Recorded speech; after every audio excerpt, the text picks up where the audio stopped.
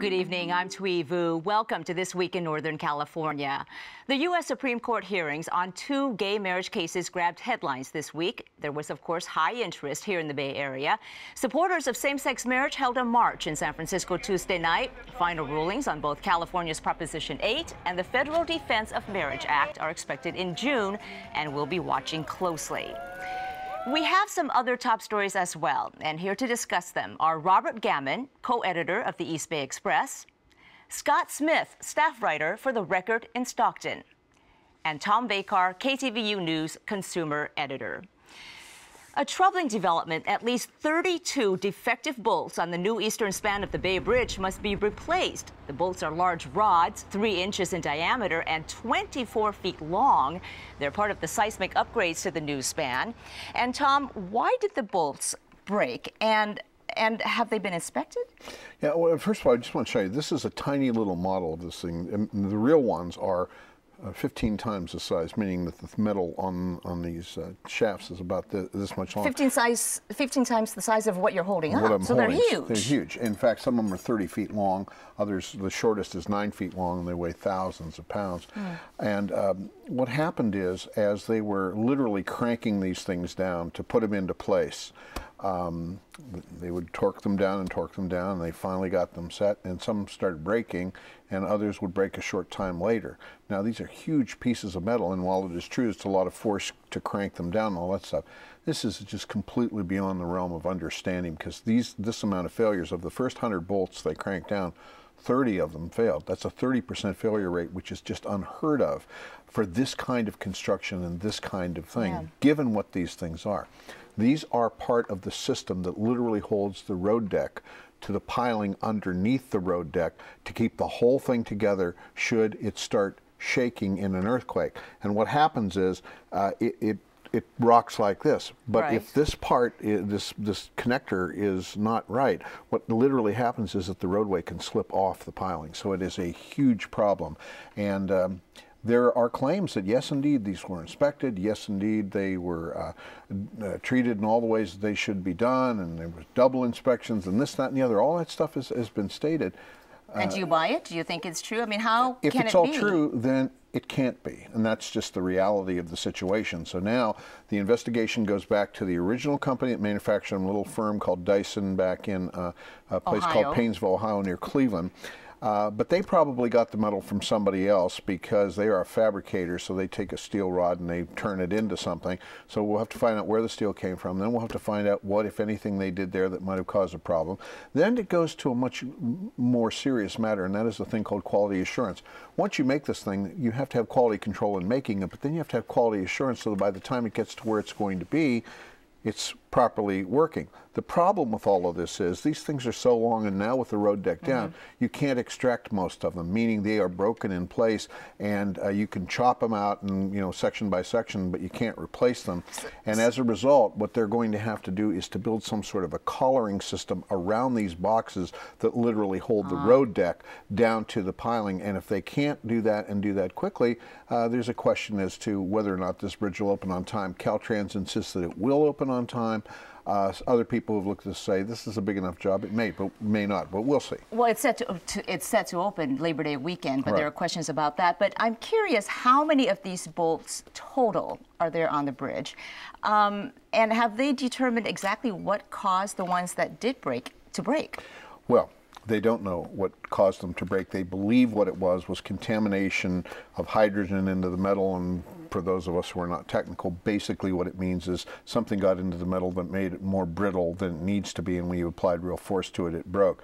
There are 288 in the area in question, and this is a critical area. This is where this big tower section called the self-anchored suspension hooks into the causeway, which touches down in Oakland. This is where you're likely to have a tremendous amount of shaking and a major earthquake. And mind you, this bridge is built, this is a one-off bridge built to be between the Hayward Fault, which is capable of very large earthquake, and the San Andreas, which we know is capable of a very large earthquake. And what this bridge is supposed to do is within 72 hours of a major earthquake, it's supposed to be back in service at least for emergency vehicles. Right at the moment, this bridge is simply not capable of doing any of that because this key and critical connector, which is called a shear key, is simply not serviceable. Do they have any sense of cost, or is it way too early to determine what it's going to take to make these repairs? It's way too early to determine, and then they're going to have to be not only designs, which they hope to have done in a couple of weeks, then it's got to go to peer review. Caltrans alone won't make this decision. It'll go to peer review, then they will decide how they can fabricate this and how this is going to work. Then there'll have to be some testing and then the building of this thing and the installation. Now, in theory, there's enough time to get this done before the opening, but everybody agrees that the bridge will not open until they're absolutely sure that this fix is at least as good, if not better, than the original system, which raises the question, well, why wasn't this system put in the first place? Well, everybody's going to watch that. But let me ask you real quickly about the Golden Gate Bridge, since we're on the topic of transportation here. Historic this week, the Golden Gate Bridge switched to all electronic tolling, the first bridge in California to do so. How did it go? After 76 years, there were no toll takers there, and it went rather well, actually, because most of the people that use the Golden Gate Bridge on Wednesday morning, as on every weekday morning, 86% of them have fast track, so they were used to this. They just had more lanes to go through.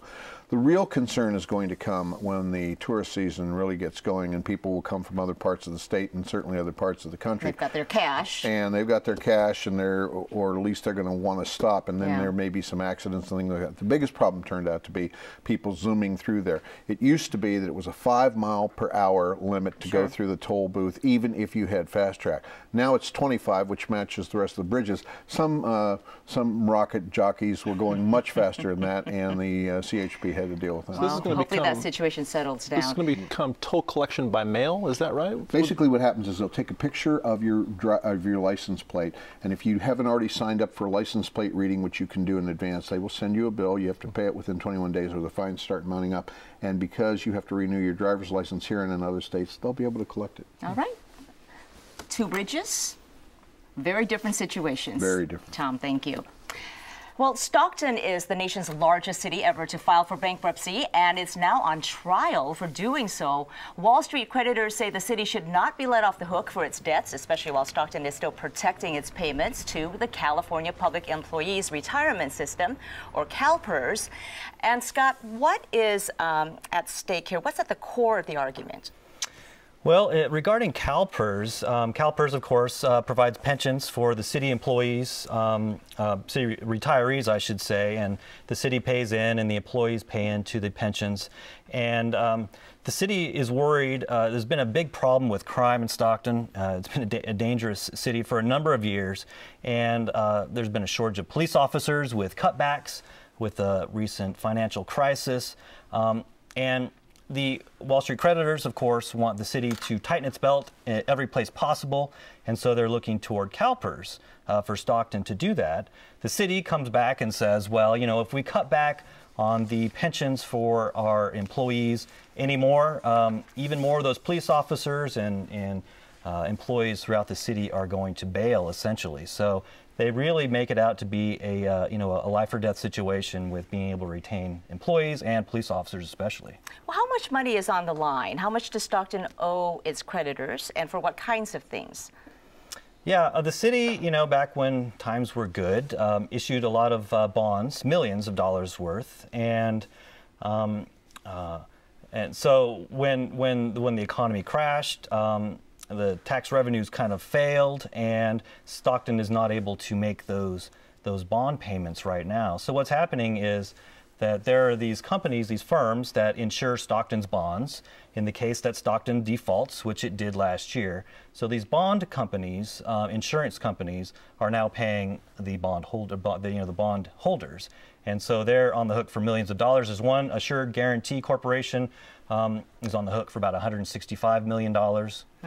So we're talking big money. Yeah, this is bonds for sports arenas, right? It's bonds. The big bonds that are at issue here there are sports arenas which the city built. There's a $125 million pension obligation bond the city issued. There are other bonds. The city, issued $40 million in bonds to buy a new city hall. The city hall that we have now is crumbling, literally. And so the city stopped paying on those two bonds specifically, and those are the targets. Wall Street notwithstanding, forgetting about Wall Street, what's the mood on the street, both in terms of the mood of the public employees and just as importantly, the mood of the citizens? I mean, I have to think this is kind of a downer all the way across the board. It's a big downer, living in the largest city in the country to go bankrupt. The city filed 9 months ago. It's been nine months now. Initially, when this happened, I spent a lot of time reporting, asking people that question, and they were all worried, how's this going to affect me? It turns out life goes on. The people who are making the noise are those Wall Street folks, but more or less the parks are being mowed, the trash is being collected, water comes on. Life goes on in Stockton.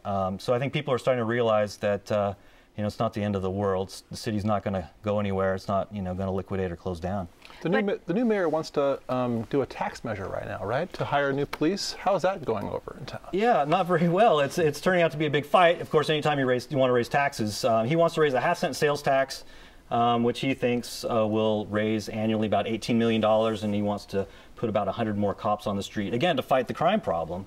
And City Hall, sort of the established folks in City Hall, this is a new mayor we're talking about, and the city manager who's sort of shepherding Stockton through its bankruptcy says, this is really not the time to be raising taxes. We're trying to tell creditors that we can't pay them, and now we're going to go raise $18 million. It's sending mixed messages. Can we wait and do that later? And the mayor says, I was elected on the mandate to bring public safety, so that's what I'm going to do. So it's making our council meetings on Tuesday nights pretty interesting. Well, and the creditors, understandably so, aren't too happy about that, because they're saying you want to raise the sales tax to help police officers, you should be raising the sales tax to help pay us. And they've accused Stockton of not negotiating in good faith. What's going on now? I spent 3 days in a Sacramento courtroom in the federal court where the bankruptcy is playing out in earnest. And basically, this is a period where the city is saying we want into bankruptcy, and the judge is deciding. He's supposed to issue his ruling on Monday if the city is in fact eligible. And one of the tests is, did you negotiate in good faith with your creditors before you went? Did you just wake up one morning and say, oh, we're broke, let's go file bankruptcy, or did you do this, in a way that's equitable and fair? And that's sort of the first test the judge is deciding right now. Okay, and I think I know where you're going to be on Monday then, Indeed. Watching that court ruling. Should be interesting. All right, thanks so much. Well, the Drakes Bay Oyster Company was ordered to shut down at the Point Reyes National Seashore late last year by then Secretary of Interior Ken Salazar. But the company's owner has been fighting back. And now there are new revelations about some unlikely and controversial supporters behind the popular oyster farm. And Bob, first remind us why the oyster farm was ordered shut in the first place, and now who are the new key players in this fight? Well, the oyster farm was ordered to shut down because its lease expired. And the question was, the oyster farm asked for a lease extension, and Secretary Salazar spent a lot of time reviewing all the issues and decided last November to deny that request. Basically because it would set a precedent. The federal government has never before renewed a lease like this for a private company on public land, similar to the oyster farm. After that happened, some Republican members of Congress got very interested, as well as a nonprofit in Washington, D.C. with ties to the Koch brothers. Why do they care? Well, it's all about the interests of private property on public land. As I said, this could set a precedent, and it could help. It could open the door for other private companies who are less environmentally sustainable than the oyster farm, being able to do the same thing throughout the United States. Well, that's very interesting. Republican Senator David Vitter from Louisiana has a bill out, and his bill would actually allow Drakes Bay to stay open for 10 more years. It's part of a more comprehensive bill to increase offshore oil and natural gas production. What do you make of all of that? Well, it's this idea that if we can set a precedent, the Republicans can set a precedent of allowing a private property owner to have extra rights that they don't currently have or recognized either by the federal government or by the courts. If they can set some precedent either in court or through Congress, it could help private businesses throughout the United States who are trying to get more rights on public land. These creatures are filter feeders. They actually clean the water. Yes. How can that be bad for the environment if they clean the water? Well, they're not necessarily bad for the environment.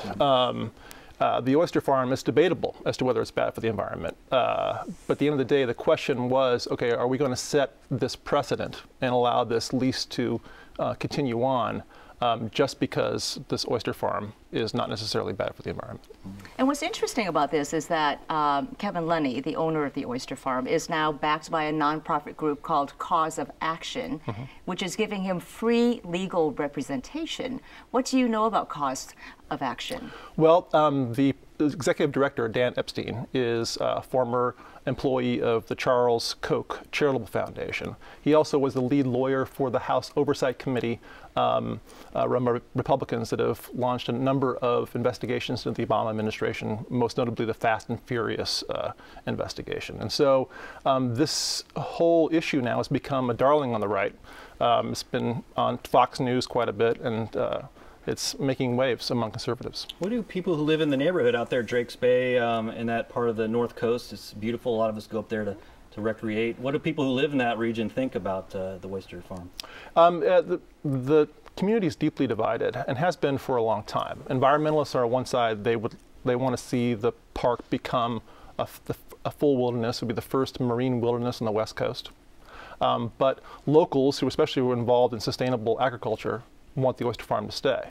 However, since the Koch brothers Tide group has gotten involved, it's my understanding that the oyster farm is losing support out there. And remind us again, who are the Koch brothers? They have ties to oil and natural gas production. They're billionaires from oil and natural gas, and they've funded a lot of Republican candidates, and they're the main funders of the Tea Party. Has this lost some liberal support in Marin, do you think? Because it's making for some very strange bedfellows. You've got Republicans now and oil and gas interests on one side, and then you have someone like Democratic Senator Dianne Feinstein who supports it, and also renowned chefs like Alice Waters. Right. I mean, Senator Feinstein was a big supporter of the oyster farm prior to Secretary Salazar's ruling last November. However, since the Koch brothers Tide group has become involved, she's been very quiet on the issue, and it's unclear where she stands at this point. Recently, a number of sustainable agriculture groups, activists, including Alice Waters, chef owner of Chez Panisse, advocated in court on behalf of the oyster farm. And their argument is similar to what Tom was pointing out, is that, okay, this is an environmentally friendly business, and we want to support environmentally friendly businesses that we believe are working in harmony with nature. However, that overlooks this idea of setting a precedent. All right. We will continue to watch it. I know there's a federal court hearing coming up on May 14th, right? Okay, thank you.